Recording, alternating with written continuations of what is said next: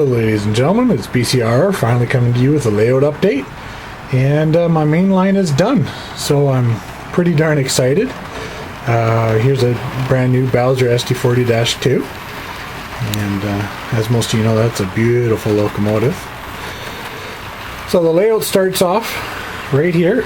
It's going to come out of a rock shed into a passing siding as well as an engine pocket. That's where the helpers will come on and off the train. Then it goes into a very steep 4% grade. I know what you're thinking, that's way too damn steep, sir. Well, I needed to do 4% grade to get the clearances. But, you know, you just got to do what you do. And most of my trains don't have a problem. This engine here, which is supposed to pull 76 cars, can only pull about 8 cars up this grade.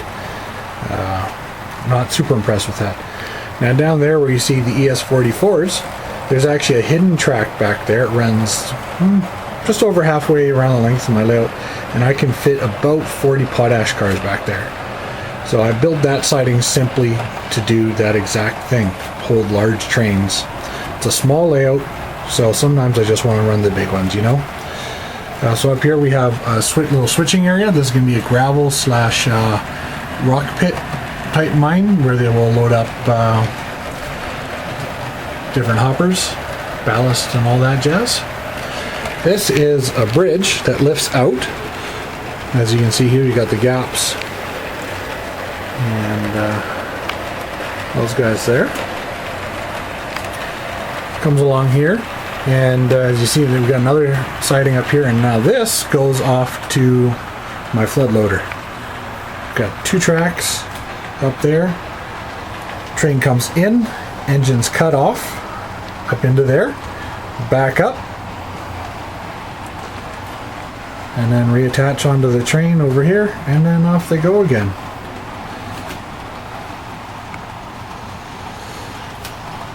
And the trains come back out at the bottom.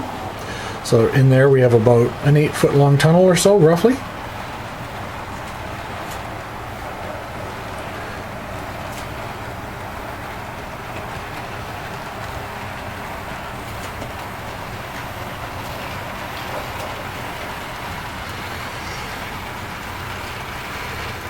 So that tunnel,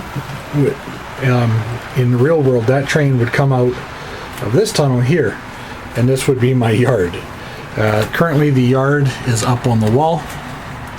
There's no track laid on it. I don't have enough switches. You know how much switches cost. So just taking a little break on spending a whole lot of cash. But the layout does come right back out. There's 2 switches in the tunnel. And then the hidden track is also located in that spot there, and it reconnects to the main line right there. So yeah, this is the basic overview of my layout. I'll go over you what my inspiration is for the layout now. Basically, my thought pattern was, what the hell can I do? I just don't feel like doing generic bullshit. So I thought, well, what if the KVR reopened? That's the Kettle Valley Railway located in southern British Columbia. So my thought pattern is that they found coal in Coalmont. And that right there is my Coalmont Mine. So the most effective way to get the coal out of Coalmont was to reopen the KVR. And most of the trackage is actually in perfect shape to be reactivated. It could probably be reactivated just a few months. So down here we have generic rock shed, snow shed, etc.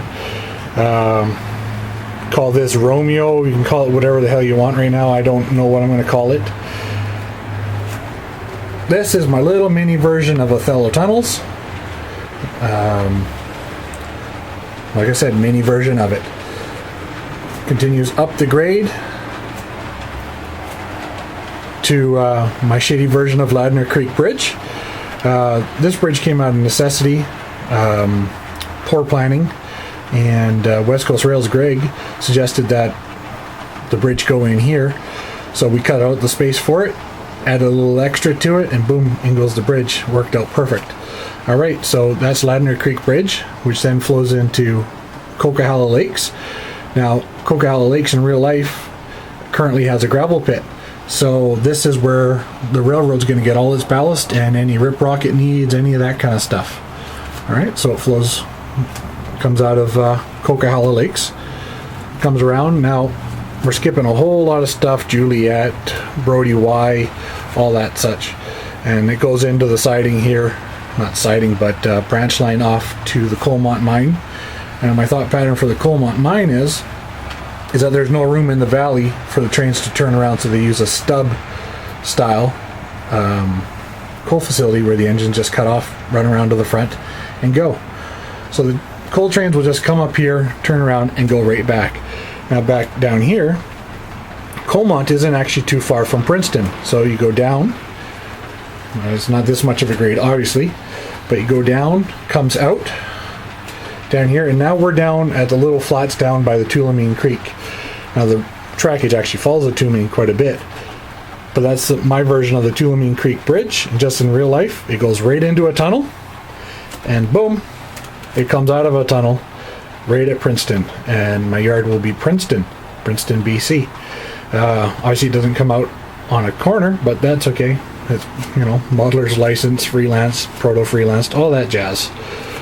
So yeah, I'm pretty excited.